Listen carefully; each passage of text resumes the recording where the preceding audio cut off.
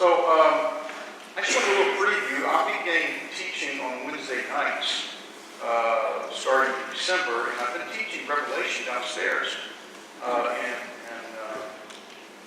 for a little while at high school and then middle school, and I think they've enjoyed it. We've enjoyed it, and so I'm going to begin a 6-month study on Wednesday nights on the book of Revelation. I thought, well, let's just do a little preview and maybe open a little bit of discussion about some of the things. Revelation is certainly one of the most fascinating books, probably because we really don't understand a lot of it, or at least we struggle with understanding a lot of it, we say it that way.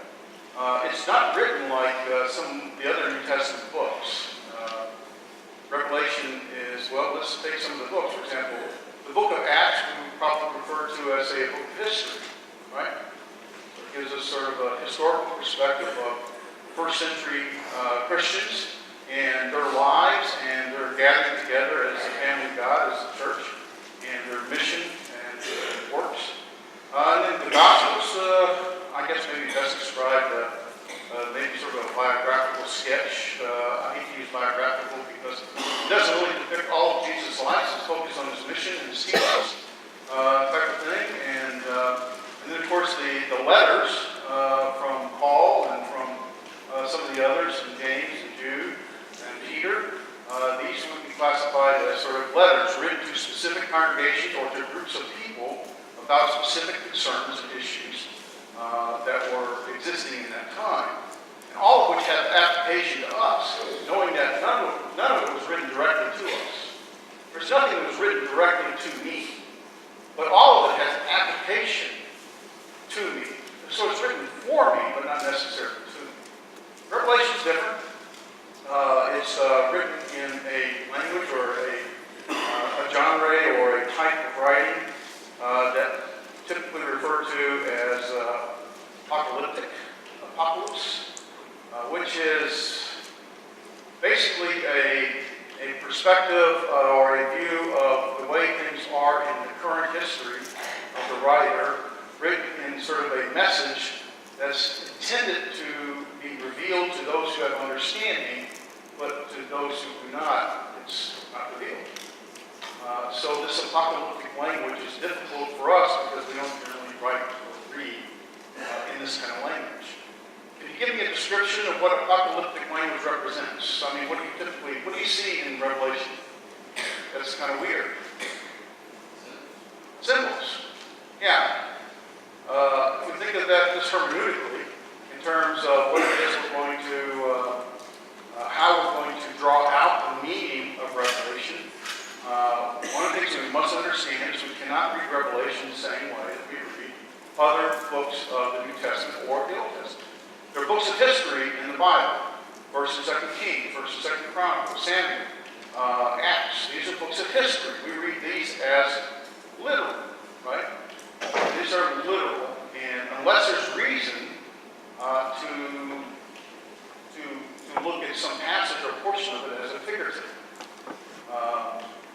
Revelation is written, for the most part, to be as figurative, using symbols, symbology. And so when we get into the depth of the study, we want to go through these symbols. One of the things that I think is so very fascinating is that not only is it a book of apocalyptic literature, but it's also a letter. Who's it written to? 7 churches, right? Are there 7 letters? Not really. Right. It's written to each individual 7 churches. And those actually serve as the introduction for all of the rest of the book. But it's really one letter that seems to have been written by, might be written by John the Apostle. It seems to have been then taken from each one of the churches by a carrier. To each one of those churches, copies made and spread out from there. So there is a component of this letter writing, this epistle style, as well as an apocalyptic style.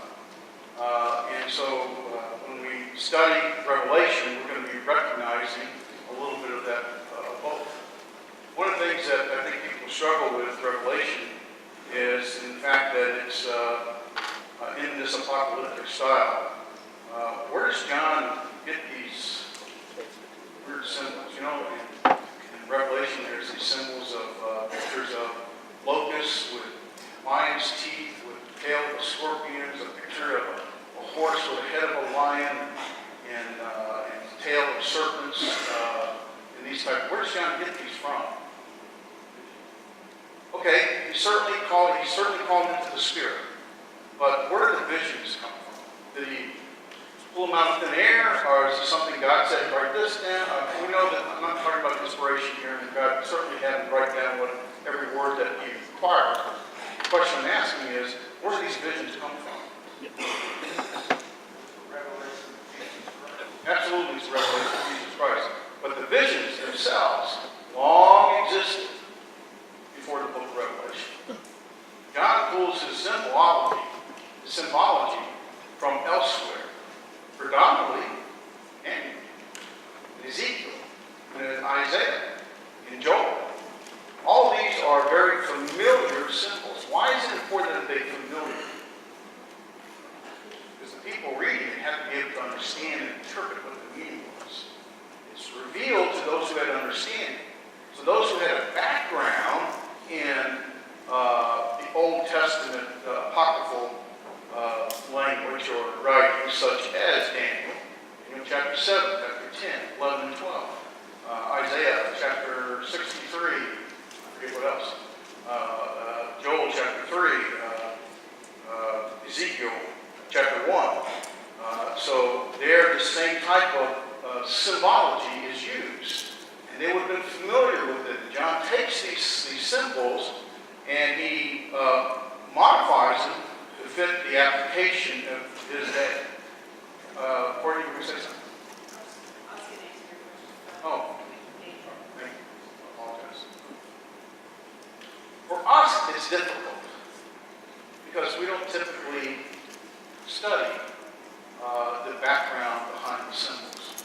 But for those in the first century, it would have made sense to them. Those who come from a background of understanding the Old Testament. What did the Christians study? What book of the Bible did they have in the first century? The Old Testament. So what did they have knowledge of is the Old Testament, especially if they had a Jewish background, and there certainly was a considerable amount of that. So these symbols actually come from a historical perspective that they might understand.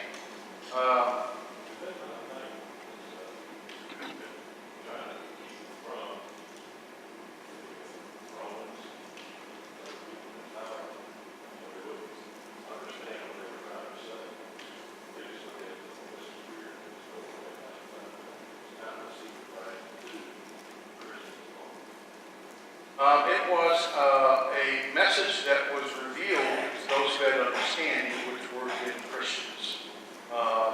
Certainly those outside who, the Gospels write the parable of the soils, and Jesus was speaking in parables, and his purpose of speaking in parables was what? Those who had desire to know, to understand, would ask the question, what does this mean? Those who did not would be the ones, the hard-packed soil, that would not even ask the question or have a desire to know. So, different methods to revealing the word to those who had desire has been used for a long time. Apocalyptic literature is nothing new.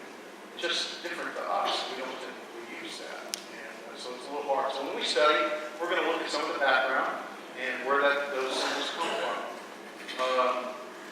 One of the things that come up is there's a lot of confusion about interpretation of Revelation. Is Revelation something that's written for the future? Is it written for just those in the first century? Is it written about every historical aspect, the Catholic Church, Hitler? Is it written in some idealistic perspective that it represents the ideal approach to life, to Christianity? And all these different views taint our way we interpret Revelation. If I wanted to understand Revelation and I had perspective that it was written only to those in the first century, and it applied to them only, then I would look at everything with regard to what it meant to them. Correct? Right? But there are some future perspectives of Revelation. There is some foretelling of what's to come in Revelation. And so a lot of people will look at Revelation as purely futuristic. Even today, it's still futuristic. And there's some aspect of that we can see. We'll talk a lot more about that. So our perspective of going into the book really determines a lot of what we draw out of the book. If we're looking for everything to apply just to that first century versus everything to apply to the future, we get a whole different view of what Revelation is trying to say. And one of the things that comes out in Revelation is these different views of whether it's, what's the confusion? Premillennial, postmillennial, also called amillennial. And there's a few other things. I'm sorry?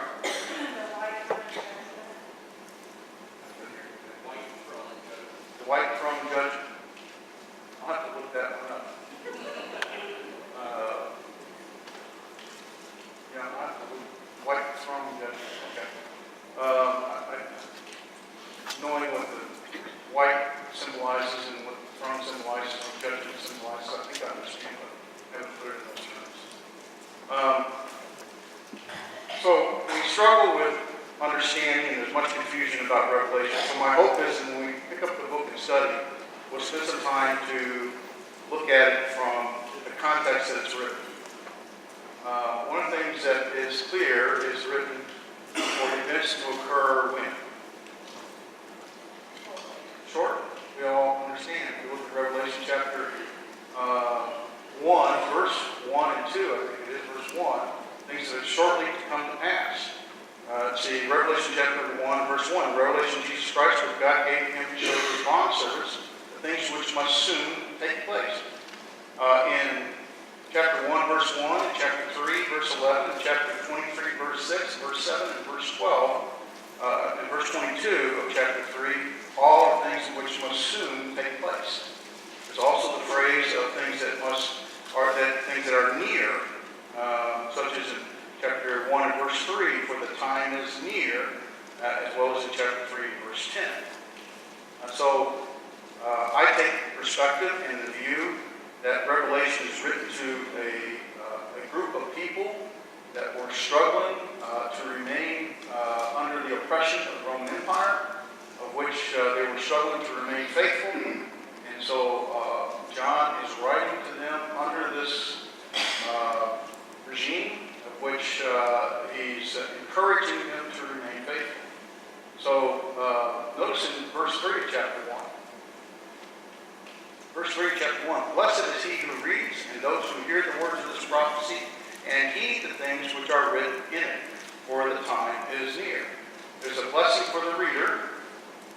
Typically, that's how the message was communicated.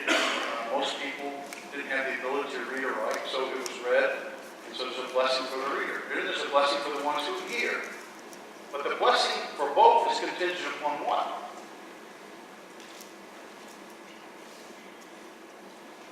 Who heed the message of this prophecy, it says. Keep these things, the King James says, right? Who heed or keep these things. So there's a blessing that's presented to all who hear and to the one who reads, but only if they actually keep. And so it's interesting, from there we move into chapters 2 and 3 to the 7 churches. So how many churches are presented as faithful without, or let's say it this way, how many churches of the 7 are presented without judgment? 2, right? Which ones are they? Smyrna and Philadelphia, right?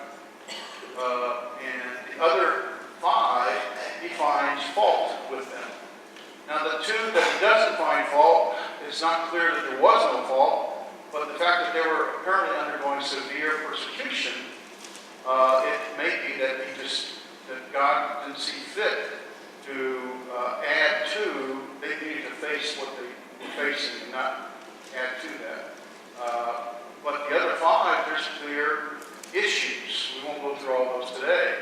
But one of the fascinating things for me is that these issues are actually the ones that you find throughout the rest of Revelation as a key to what's going on. What does he tell each of the 7 churches?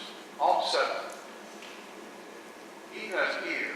It's fascinating that it's written to the 7 churches. It's like a group like us, right? It's a symbol, the body of Christ. Written to them and the things that are ongoing within that congregation. What does he say to the Ephesian church? The lampstand, and if they do not repent or change their ways, he takes his lampstand away. The lampstand is the light, which represents the church. And so, fascinating to me that it's written to the church, but also speaks of individual responsibility within the church. He who has ear to hear, let him hear. That's an individual responsibility. Each one of us in the body of Christ have individual responsibility to heed and to obey the words. Throughout Revelation is a continuous judgment scene presented over and over and over again. The judgment scene is both to those churches who do not heed, or those individuals who do not heed from within the church. That could be any one of us, as well as the judgment scenes to those who are outside the church. There are 3 sets of 7, 7's all over the book of Revelation, all over. But there are 3 specific sets of 7 that are presented as judgment scenes. The 7 seals, the 7 trumpets, and the 7 bowls. 7 seals are in chapter 6, with the last one in chapter 8. 7 trumpets are in chapter, I think it's 9. I remember. And then you have the last one, chapter 11, and then the 7 bowls are in chapter 16, with the introduction. So the fascinating thing about this is that all 3 sets of 7 say the exact same thing over and over and over again. People want to make these 3 sets of 7 into different things. But it's John revealing the same thing in a repetitious manner, of which that he is offering, God is offering people an opportunity to repent. In almost every case, especially the trumpets and the bowls we see, and also in chapter 11 with the 2 witnesses, God is offering an opportunity for those who are being judged to repent.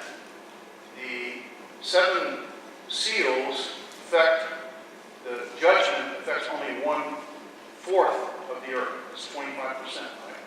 So if you take this room, you take this little corner, that's probably 25% affects that corner. The 7 trumpets affect a little more. It affects 1/4, excuse me, 1/3, 33%. So instead of affecting just that corner, it might be all the way up to here is affected. And then you get to the bowls, it affects the whole earth, everything in it. And so these are progressively increasing pictures of judgment, with the intent that these increases in pictures of images of judgment would lead humanity to repent and turn back to God.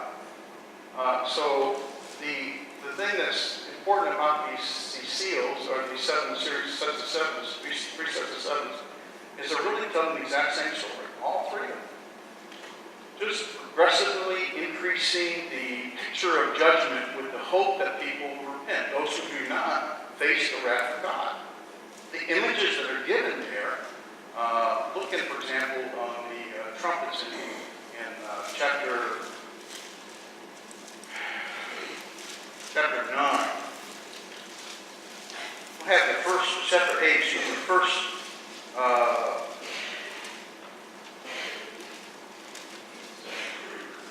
yeah, 7 is interlude. Chapter 8 is where the first trumpet and the first 4 trumpets are. And the first 4 trumpets is interesting. It impacts the earth, all aspects of the earth, the land, the sea, the waters, and the sky, the heavens.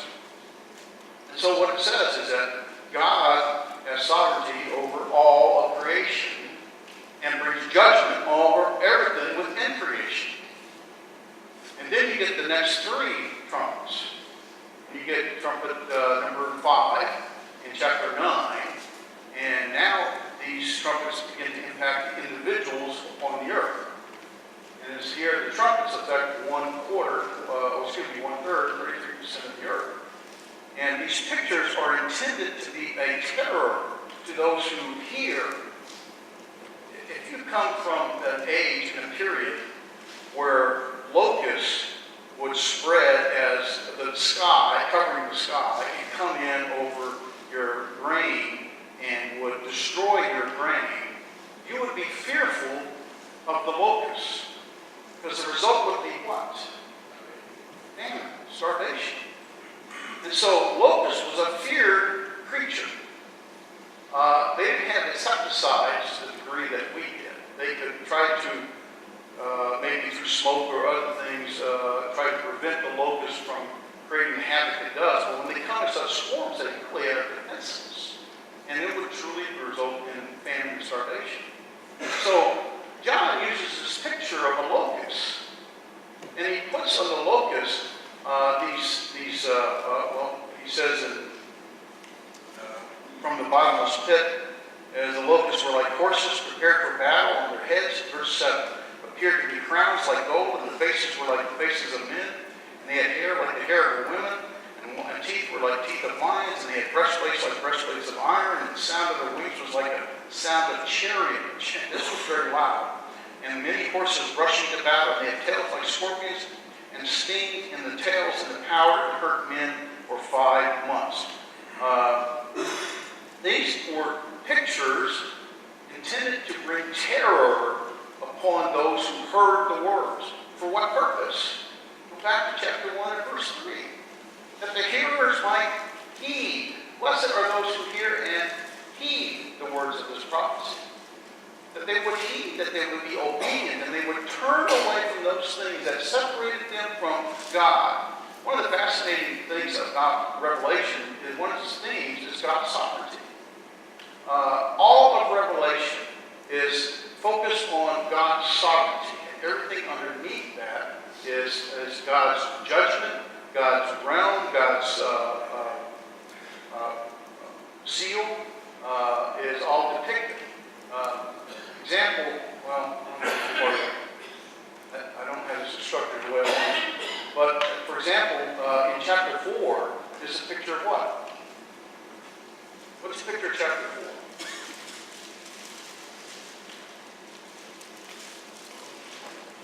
Throne scene, right? Where God is in his throne. He has the 24 elders and the 4 living creatures. The number 4 is significant. 4 represents what? Anybody know? The earth. 4 corners of the earth, 4 winds, 4 directions, north, east, west, and south. It represents the earth. So the 4 living creatures, which actually take an active role in guiding John through Revelation, are there all worshiping God and his throne. Now, John never calls God as God. He calls him as the one sitting on the throne.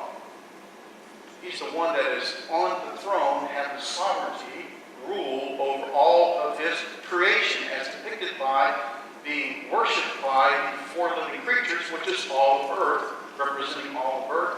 And then the 24 elders, lots of different views about what that is, and we'll get more into that later. But generally speaking, you're talking about, all of the 12 tribes of Israel as well as the 12 apostles. Not literally 12 tribes of Israel or 12 apostles, but figuratively representing all of God's people. Worship him. So not that only the earth worship him, but God's people. Go back to chapter 5.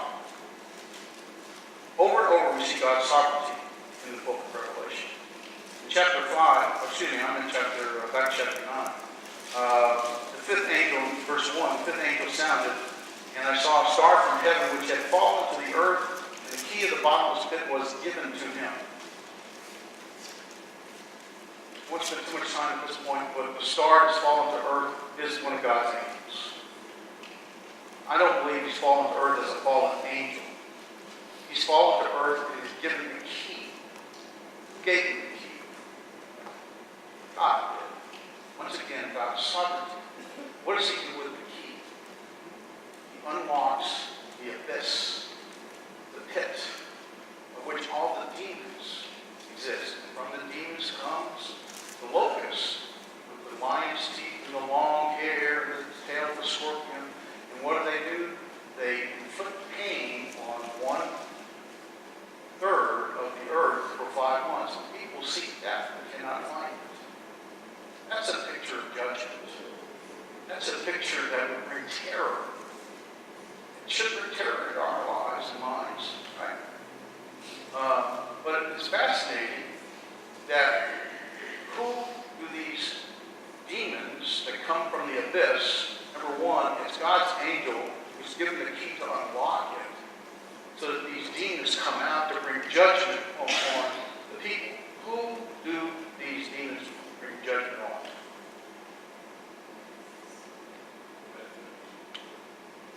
People outside of Christ.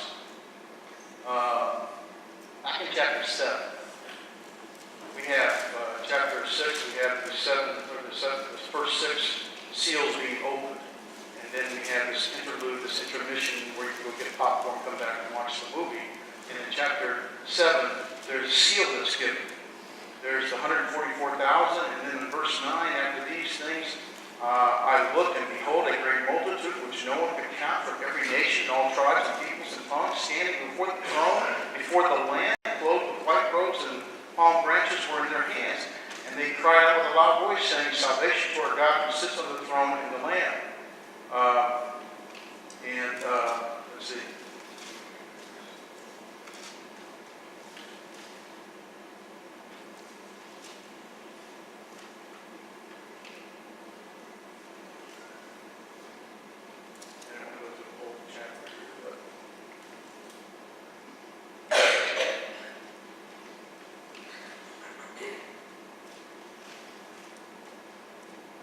Okay, verse 3 what I was looking for. Back up to verse 1, chapter 7. After this I saw 4 angels standing in the 4 corners of the earth, holding back the 4 winds of the earth. God is still in control, okay? So that no wind would blow on the earth or sea on any tree. And I saw another angel ascending from the rising of the sun, having the seal of the living God, and he cried out with a loud voice to the 4 angels whom it was granted to harm the earth and the sea, saying, Do not harm the earth, or the sea, or the trees, until when? Until we have sealed the bondservants of our God on their foreheads. Then we get the 144,000. Then we get the multitude. We'll get into that when we have a deeper study. But here's the point, that the demons from the bottomless pit go to bring judgment upon the earth dwellers, those that are outside of Christ, but not on God's people, because they have the seal of God on their foreheads. They do not get the wrath of God, but the people outside of Christ get the wrath of God. Now, does that mean that people in Christ don't suffer? No, they do. But their suffering comes from where? People outside of Christ. Those who bring oppression, those who bring persecution, those who cause the suffering. They, in fact, bring persecution and suffering to the people of Christ. The fascinating thing is that for those who are in Christ, turn to chapter 11. Actually, back up to chapter 11.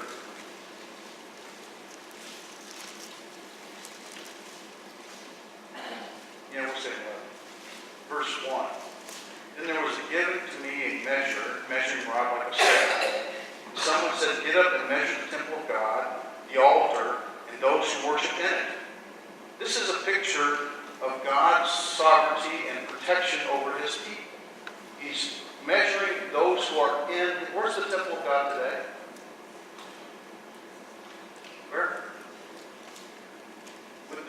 us, right? So what's he measuring? God's people. He's measuring God's people. Now, verse 2, leave not the court which is outside the temple, and do not measure it. For it is given to the nations, and they will tread underfoot the holy city for 42 months. God's people are given protection. They're given the seal. And so the measuring is a depiction of God's protection or sovereignty and care for his people, but not for those outside of the church, outside of his body of Christ. And that's what verse 2 represents. Then we get to verse 3, and I will grant authority to my 2 witnesses. They will prophesy for 1,260 days, clothed in sackcloth. Who are the 2 witnesses? There's all kinds of perspectives. Elijah, Moses, Peter, John, Peter, Paul, Israel, the church, and several others. We'll get in deeper study, and I'll show you why that I believe these 2 witnesses are not individuals. They're not. I'm going to read Deuteronomy 19, verse 50. Chapter 19, verse 50.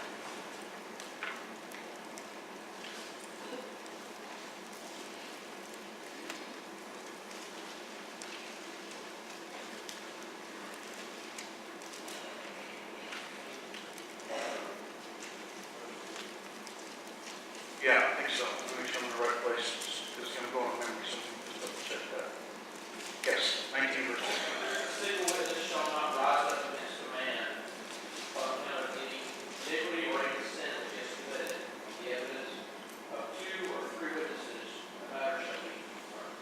Okay, so this tells us why there's 2, right? What are these 2 witnesses going to do? They're going to proclaim God's word for a period of time. And so they're actually going to preach and teach the gospel for a period of time. So there's 2 for a reason. If you're going to try to let the word convict people of sin, then you want 2 witnesses. So the number 2 just refers to the fact that there's goes back to Deuteronomy 19, verse 15. But who are the witnesses? Read the next verse in chapter 11. And if anyone, verse 3, we'll stop there. Verse 4, these are the 2 olive trees. So there's the 2 olive trees and the 2 lampstands that stand before the Lord of the earth. What do the lampstands represent? We haven't had this study yet. So if you go back to chapter 2, when Ephesus, go back to chapter 1, verse 20. As for the mystery of the 7 stars which you saw on my right hand, the 7 golden lampstands. The 7 stars are the 7 angels of the 7 churches. And the 7 lampstands are the 7 churches. So, in chapter 11, unless the symbology has changed, these 2 lampstands, these are the churches. This is the church role to testify, to witness about the death, burial, and resurrection of Christ. For the judgment is coming upon all humanity. Those outside of Christ will face the terror and the wrath of God. Those who are in Christ have the seal of God and will not receive God's wrath. Mark, you going to say something?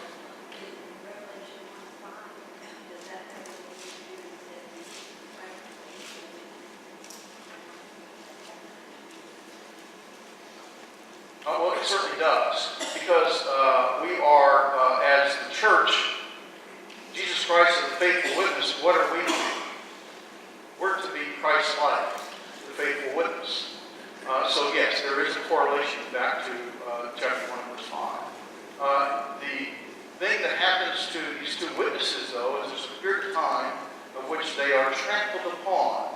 They are killed. For 3.5 days, they're dead. And then what happens? The people rejoice. They've destroyed those who have proclaimed against really the Roman Empire, which we'll get to later. And they are rejoicing against them for this. But yet, what happens after 3.5 days to these 2 witnesses? They're raised again. Here's the message throughout all of Revelation. death in Christ is victory. You're victorious even in death. Do not give in to the oppression, to the persecution, to the ways of the world, to such that you would fall away, but overcome the world. Overcome, over and over in all 7 churches. He who overcomes will be given the crown of life. And they use different terms for each of the 7 churches. He who overcomes will have life. Even in death, you're victorious. So our message to us, the message to us, the application to us, written to first century Christians who were going through oppression and persecution, we'll show you that when we get there. But going through this, the message is still the same to us. That even when people look at us as if we're crazy or we're different, and whatever the case may be, overcome that.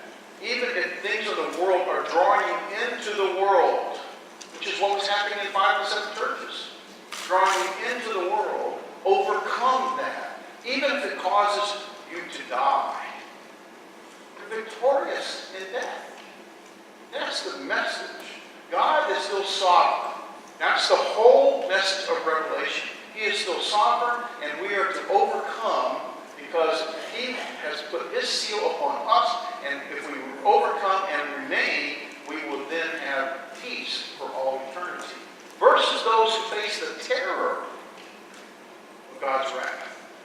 That's all of what Revelation is saying, over and over and over and over again. And so there's great confusion about it, because in most cases, we try to dive in so deep into the pieces of the word. Well, what does this symbol mean? What does this mean? And we don't get the big picture. If you back up from the big picture, John is writing to people in his day that were struggling to conform or to live in a Christian-like manner and not conform to the world because they're being persecuted and oppressed. The application is the same to you and I, not to conform to the world, but to overcome the world and be victorious even if it causes your death. That's the message that we're going to spend 6 months going through, and we'll dive deeper into where John gets these visions, what do they represent, but with the focus on us